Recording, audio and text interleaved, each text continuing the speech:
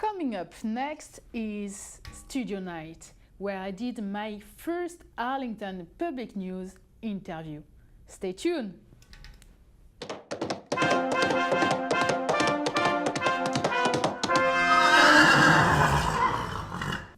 Hi, I'm Yawa Degboe with Arlington Public News. Most of the people who care about soccer watch the World Cup hosted in Brazil. Arlington Public News wants to offer the retrospective on the country that hosted the World Cup 4 years ago, South Africa. Today, I'm with Mary Tiseo, Executive Director at South Africa Partners, a Boston-based non-profit organization that builds mutual beneficial partnership between the United States and South Africa in the area of health and education. Good afternoon, Mary. Thanks for being here. Happy to be here. Thank you. Great. I've read one of a very old post on worldcupboston2010.org regarding the World Cup in South Africa. And you said, I quote, "This is their chance to exert some influence over how their national narrative is constructed. It will not only be violence, poverty, and AIDS, but also innovation, determination, and success that are projected to the world." So 4 years later, South Africa spent like $3.9 billion on the World Cup. What were the expectations, and did they realize it? Well, I think that it was an enormous amount of money, and you'll still find people in South Africa who will say that money could have been spent in better ways. But when I've been going, I go 3 or 4 times a year to South Africa for work. I can see that the tourism that the World Cup generated 4 years ago has continued, so that South Africa is a destination place for many people in Europe and South America, the United States, Asia. And the World Cup had a lot to do with that. It helped to introduce new groups to South Africa. Do you believe South Africa is now facing different challenges? Do you believe that this money could have been used to resolve those different challenges? And maybe you can talk about that a little bit more? Well, I don't think I can really address sort of whether the government's program was successful. I don't know the answer to that. But I do know that in many places there is new housing that was a result of the World Cup. There are many more people who were trained in the tourism industry because of the World Cup. And I think that for the government and foreign relations, it was quite successful for the country. Okay, great. And what about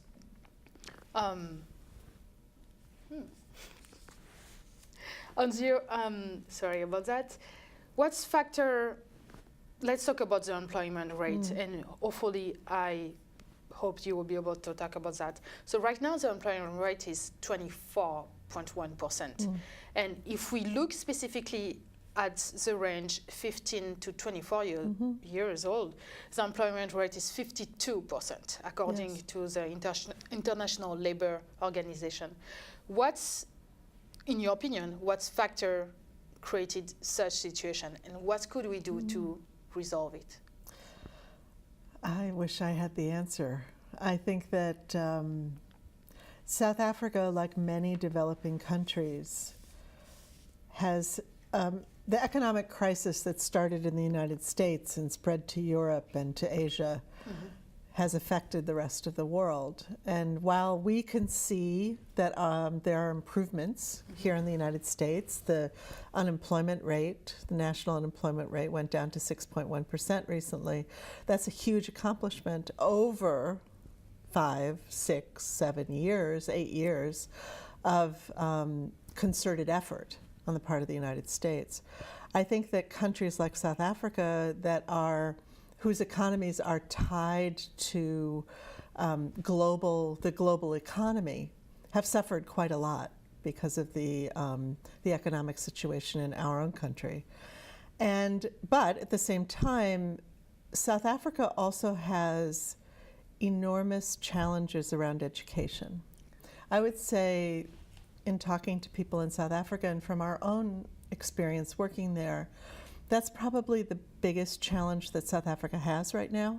I mean, I know people know about the AIDS crisis and the AIDS epidemic, and not to take away from that, it is a huge burden on the country. South Africa has more people on antiretrovirals than any other country in the world.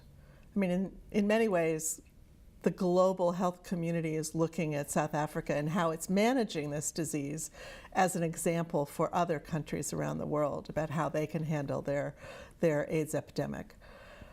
But all of the work that's been done and the gains that have been made in the transformation of the healthcare system in South Africa have been an enormous boost to the country. But there aren't, in the education system, that same level of transformation has not happened. And I think it's important for people to remember that when the National Party came into power in 1948, one of the first things that it did was to dismantle the education system for Black South Africans. And that was done very purposely. They understood that in order to control the majority population, they had to ensure that they weren't educated, or that they would only be educated to the level of serving the white population. And so they instituted a policy which was known as Bantu education. And they systematically took apart, dismantled the Black education system, so that you had, there was no math and science that was taught in the Black schools. And teachers who taught in those schools were not taught those subjects either. And that has had a devastating effect, I think, on the education system of South Africa. I mean, you can see the difference in, there's a great deal of African migration into South Africa for economic reasons, very much like the United States. People are coming in from Central and South America, looking for opportunities in the United States. Well, South Africa is kind of the magnet for Africa. There are immigrants that are coming for political reasons, for economic reasons. There's a whole range of issues why they're coming into South Africa, but they see it as a place where they could maybe rebuild a life and have a better life. Even though people are coming from countries where there are severe economic challenges, the education system that people grew up with, even if they were poor in other African countries, exceeds the education system that South Africa has. And so people are coming in with higher level skills, reading, mathematics, writing skills, that are critical to any economic system. And so some of the tension that exists in South Africa around immigration is really about that, is that they're competing with people who are new to the country, but whose skills are higher than theirs. And that's a tragic situation, and there you can trace it back to the policies of the apartheid government. But transforming that system is a huge challenge. I mean, HIV/AIDS in a bizarre way forced the transformation of the healthcare system. It forced that money came in from all over the world to make sure that the AIDS epidemic was addressed. And in the process, people were trained, systems were transformed, and you have a higher functioning healthcare system as a result. The education system hasn't had that benefit. I mean, if you call it a benefit. Okay, yeah. And let's talk about your organization, South Africa Partners. What do you do to address this situation? I would say in education, but also healthcare? Well, first of all, we incorporated in 1997, started working in 1998, but we had grown out of the anti-apartheid movement. So there were 4 of us, 3 other women and myself, who started South Africa Partners. And it was really about understanding that the Nelson Mandela's release from prison and the unbanning of the African National Congress and the other political organizations and the striking apartheid laws off the books didn't mean that suddenly South Africa was going to be a free and democratic country and able to take care of all of its people. And we understood that it was 350 years of legislated and policy-driven segregation and putting down of the black population, and to suddenly now say that Mandela's president, it's all fine, we can move on to a new issue. We just felt like that was, it was going to take a few more years than that, and we wanted to keep people engaged. We felt like there are enough similarities between the United States and South Africa and our racial and political history that we share. I mean, it's different. It's a different country, different people, happened at different times. But one can see the similarities between the 2 countries. And we felt like we had a lot to learn from South Africa. And at the same time, we could maybe help to address the legacy of apartheid by helping to transfer skills, build local capacity that would allow South Africans to actually do the work that was necessary in order to transform the country. Could you give me a specific example of project you're working with in education, but also healthcare? Yeah, I think with healthcare it's a little bit easier because we've been doing that longer. So in 1997, the state of Massachusetts and the province of the Eastern Cape, which is one of the 9 provinces of South Africa, signed a sister state province agreement. So it's an agreement that we're going to cooperate, the state and the province are going to look at opportunities to work together. So we use that agreement, that government-to-government agreement, as kind of an umbrella for the work that we started to do. And our first success was in partnering the Massachusetts Department of Public Health with the Eastern Cape Department of Health. And it was just as the AIDS epidemic was starting to hit in South Africa in 2000, 1999, 2000. And so very quickly we understood that there were some opportunities to learn from the Massachusetts example so that South Africa didn't have to reinvent the wheel. It could look at interventions that Massachusetts had developed over the 10 years prior, because the epidemic hit here earlier, and take some examples, some programs, adapt them rather than starting from scratch. So the head of the HIV/AIDS department from the Eastern Cape came to Massachusetts, and she identified a couple of interventions that she really wanted transferred and adapted to the South African experience. And out of that work, Massachusetts has a kind of unique approach, actually, even in the United States, it's quite unique, in that people living with HIV are actually advisors to the state government around programs for people living with HIV. So that you know that the services are actually appropriate, they function the right way, there are people monitoring whether the services are actually being delivered properly. And so that was what she was looking for. She wanted to develop a network of people living with HIV that would work hand in hand with government to start designing programs that would deliver services at the local level. So that work started in earnest in 2004. We were able to hold our first conference in the Eastern Cape. And from there, we slowly developed a cadre of people living with HIV that worked with us and with government. And we identified a gap in service delivery.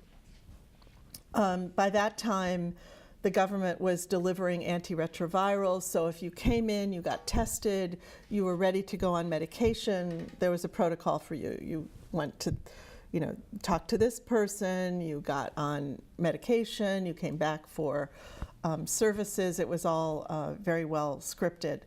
But for people who tested positively for HIV and were not yet ready for antiretrovirals, there were no services for those people. And unfortunately, that's a pretty devastating, as you can imagine, a pretty devastating diagnosis. And yet there was no support for people. They were just told, well, you're HIV positive, come back in 6 months, we'll check your CD4 count, and we'll let you know how you're doing. And so we quickly worked with some people living with HIV to develop a support group system for those newly diagnosed, which over time has become what is known as the Integrated Access to Care and Treatment Program, the IACT program.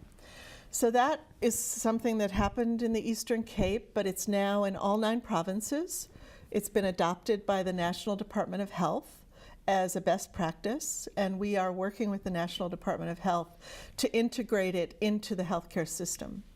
So that's an example of taking an innovation from Massachusetts that was identified by our colleagues in South Africa, working with the South Africans to adapt it and make it really a South African program, and with the help of the Eastern Cape, getting it into the national system. So we're quite proud of that. That's a success story. Yes, it was a terrific success story. And we're not done yet. It's not fully integrated into the healthcare system. So we have another 18 months at least to do that work. And we hope maybe a little bit longer than that too. That work led to our starting to work in prisons in South Africa, because obviously it's a closed system. If someone is HIV positive, when they go in, it's very easy for them to infect other people. And so we've been piloting a program with the Centers for Disease Control and Prevention in the Port Elizabeth area of South Africa. And again, learning how to adapt best practices from the United States into the South African context in a way that actually is easily integrated.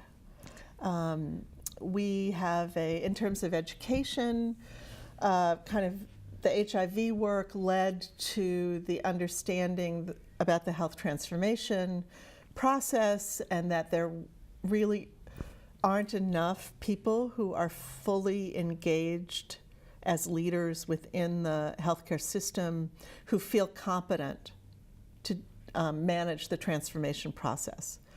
So we were able to get funding to work with the Harvard School of Public Health and 2 universities in South Africa, the University of Pretoria School of Public Health and the University of Fort Hare School of Public Health. So it's a 4-year program, we're about halfway through.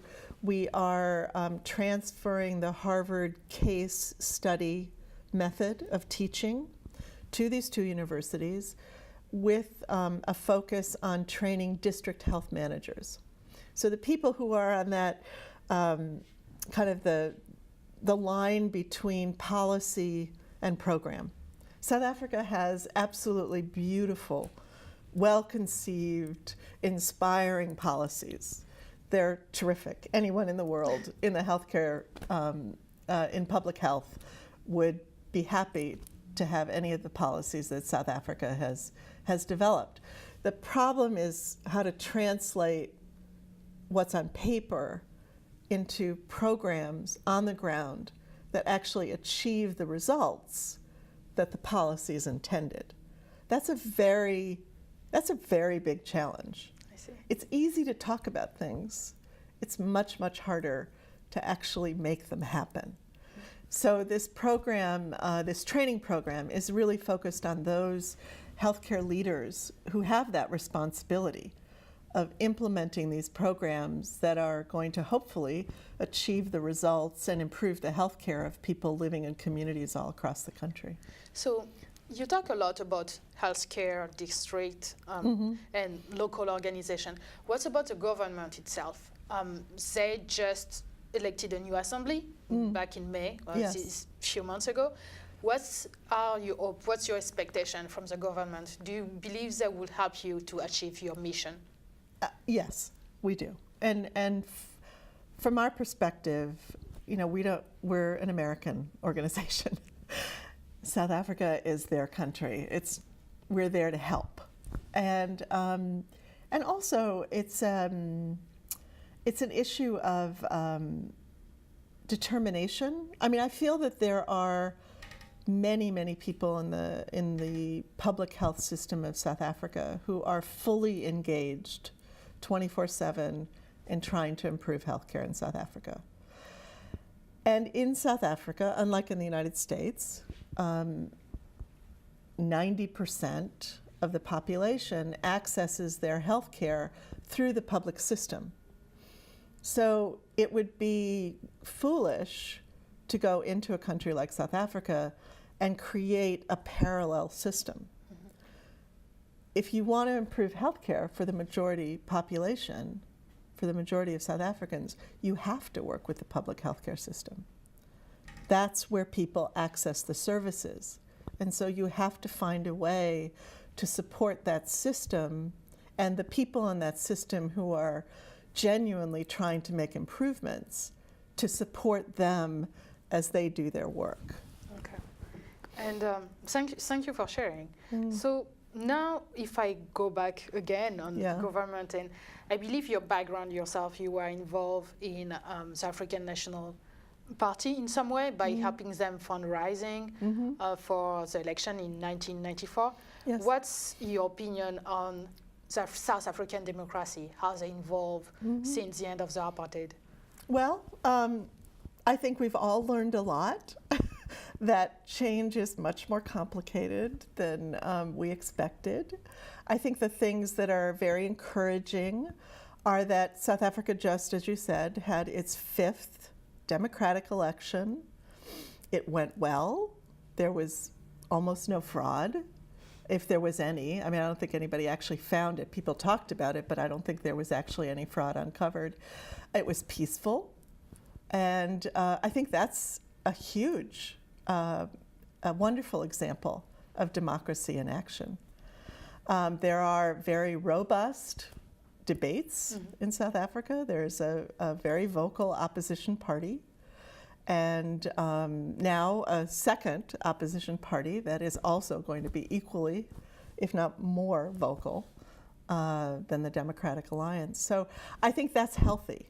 I think those are signs that South Africa's democracy, its constitution, which is, you know, admired by people all over the world, that the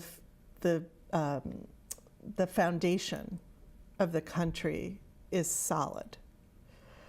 Now, that said, it's going through a process of finding itself. What does South Africa really want to be? Its leadership. Where's, you know, what's it striving to become? Okay. I think there's a huge debate going on in the country about what that is. But in the end, debate is healthy, and I feel like South Africans have a history of engagement in ways that I admire. You know, I don't know how much people viewing might know about the process that the ANC went through. In 1955, there was something called the People's Congress. Yeah. And the ANC literally went across the country, knocked on people's doors, and said, if you could write a constitution, what would you want in it? And they held regional meetings that synthesized what people's wishes were. Then they had a national meeting in Cliptown, which is part of Soweto, to create a document that is known as the Freedom Charter, which lays out very clearly, it's their constitution. It was their constitution. And in all of the years that the ANC was in exile, that was the document that they followed. They didn't implement policies, they didn't do anything if you couldn't tie it back to the Freedom Charter. That Freedom Charter, if you read the South African Constitution, there are echoes of the Freedom Charter in the South African Constitution. So it has a long history of being very deliberate about democracy and about the kind of country it wants to be. So it may take some time to get there, but I feel like it's embedded in the water. It's in the DNA of South Africans to think about it, to talk about it, to debate it, which I think is a healthy thing. Oh, you're very optimistic. That's great to hear. Yeah. You talked about leadership earlier, and I believe you met Nelson Mandela in 1990 when he came to Boston. I did, yes. Could you talk a little bit more about that, and what do you remember the most? He's very tall. He was very tall. And yeah, it was remarkable. We were quite lucky in Boston that Boston was one of 8 cities that he visited on his first trip to the United States. And I was working for an organization called Fund for a Free South Africa at the time, and we got to be part of hosting him that day, him and Winnie Mandela and the group that came with them. And one could see clearly that he's a very thoughtful individual. He was a leader in the true sense of the word, that what he was doing was not about himself. It was really about a larger cause, about the people that he felt he represented. And so one's quite humbled in his presence. I was, anyway. Yeah. Let's talk about you, actually. So I believe you're originally from Detroit, yes, Michigan? I am. That's so right. How did you start working about South Africa? Well, I wish I could say that I had a burning desire, but it was actually much more about, I'd been home, I'd been doing media, I got married, I had 2 children, I was working part-time from home, and I really had a sense that I needed some adult contact. And I ran into a South African that my husband had worked with, and he had started an organization. And so I started working there 1 day a week, and then it became 2 days a week. And that was 1987. So things were it was a state of emergency. Things were pretty bad in South Africa at that time. And it just got into my, under my skin. Oh, great. Mary, what would you recommend to anyone who wants to get involved? Well, of course, the best thing to do would be to take a trip to South Africa and see the country for yourself, and to sort of look around and understand a little bit more about it. If you can't go there, there are many books that have been written about South Africa, about Nelson Mandela, about the movement. I would recommend reading those books. And then if someone is interested in getting more involved, they can go to our website, South Africa Partners, www.sapartners.org, and we'd be happy to talk with them and give them some ideas. Mary, thank you so much for coming. My pleasure. I'm Ep006 with Arlington Public News. Thank you for watching.